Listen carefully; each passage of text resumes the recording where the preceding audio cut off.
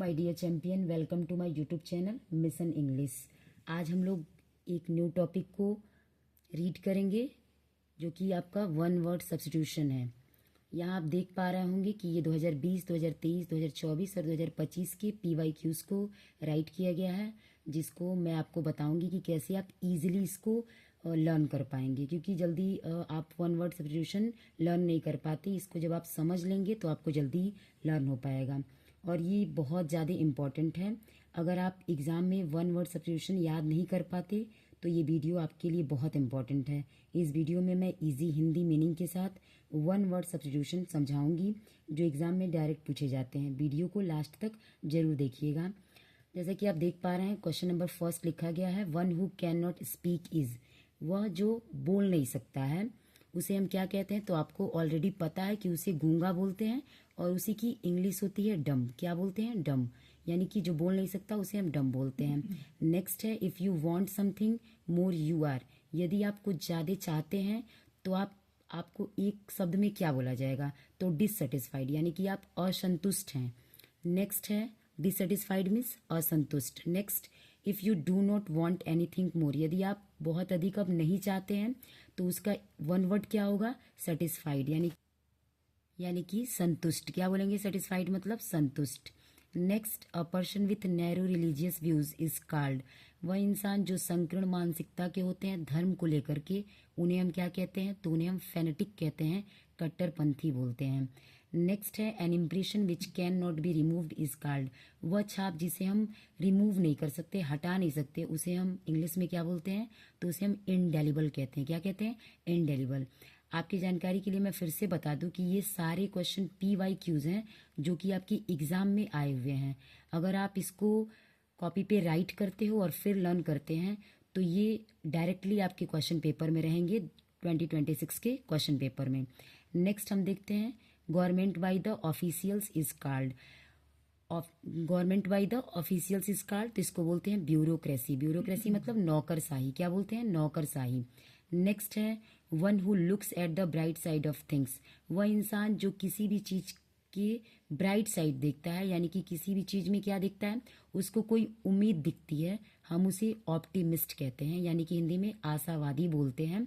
और जैसा कि आपको साइड में दिख रहा होगा 2+1, इसका मतलब ये हुआ कि एग्जाम में 3 बार आ चुका है। कितनी बार आया है? 3 बार आ चुका है एग्जाम में, अलग अलग सेट में पूछा गया है।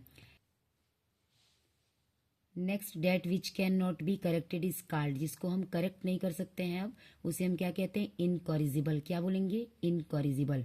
और ये आपके एग्जाम में 2 टाइम्स आया हुआ है, 2 टाइम्स पूछा जा चुका है। नेक्स्ट क्वेश्चन है, the practice of being married to one at a time is called. वह इंसान जो एक समय में एक ही बार विवाह करता है उसे हम क्या कहते हैं? मोनोगैमी कहते हैं। क्या बोलते हैं? मोनोगैमी। जैसा कि आपको पता है, मोनो मतलब एक होता है और मोनोगैमी, ठीक है, एक विवाह। A remedy for all disease. सारी बीमारियों के लिए जो एक रेमेडी है, एक उपचार है, उसे हम क्या कहते हैं? पेनिसिया। और पेनिसिया का हिंदी मतलब होता है रामबाण। नेक्स्ट क्वेश्चन है, one who looks at the dark side of things is called. वह इंसान जो किसी भी चीज को नकारात्मक तरीके से देखता है उसे हम वन वर्ड में क्या बोलेंगे? तो पेसिमिस्ट बोलेंगे। क्या बोलेंगे? पेसिमिस्ट। और ये भी आपके एग्जाम में 2 टाइम्स आ चुका है। इसका हिंदी मतलब होता है निराशावादी। क्या बोलते हैं? निराशावादी। नेक्स्ट आपका है, government by one person is called. एक इंसान का जब गवर्नमेंट होता है तो हम उसे क्या कहते हैं? ऑटोक्रेसी कहते हैं। क्या कहते हैं? ऑटोक्रेसी। नेक्स्ट क्वेश्चन, नेक्स्ट है आपका, a state where all religions are respected and practice is called. वह राज्य जहाँ पे सारे रिलीजन्स का रिस्पेक्ट किया जाता है उसे हम क्या कहते हैं? तो सेकुलर कहते हैं। क्या कहते हैं? सेकुलर, धर्मनिरपेक्ष। क्या बोलते हैं? धर्मनिरपेक्ष। नेक्स्ट है, allowance due to a wife from her husband on separation is. वह अलाउंस जब एक वाइफ अपने हस्बैंड से अलग होती है तो उसे जो भत्ते मिलते हैं भरण पोषण के लिए, उसको हम इंग्लिश में क्या बोलते हैं? तो एलिमनी बोलते हैं। और इसकी हिंदी क्या होती है? तो परित्यक्ता होती है। क्या होती है? परित्यक्ता। Next, a foreigner who settles in a country is called. एक विदेशी जो जाकर के किसी दूसरे देश में सेटल हो जाते हैं उन्हें हम क्या बोलते हैं? तो इमिग्रेंट कहते हैं। और इमिग्रेंट का हिंदी मतलब होता है प्रवासी। क्या होगा? प्रवासी। नेक्स्ट है, one who does not believe in the existence of God is called. वह इंसान जो भगवान के अस्तित्व पे विश्वास नहीं करता है, उसे हम क्या बोलते हैं? तो उसे हम एथीस्ट बोलते हैं।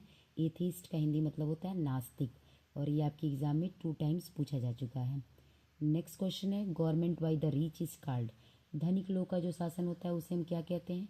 प्लूटोक्रेसी कहते हैं। क्या कहते हैं? प्लूटोक्रेसी कहते हैं। नेक्स्ट है, a selfish person who always thinks of himself is called.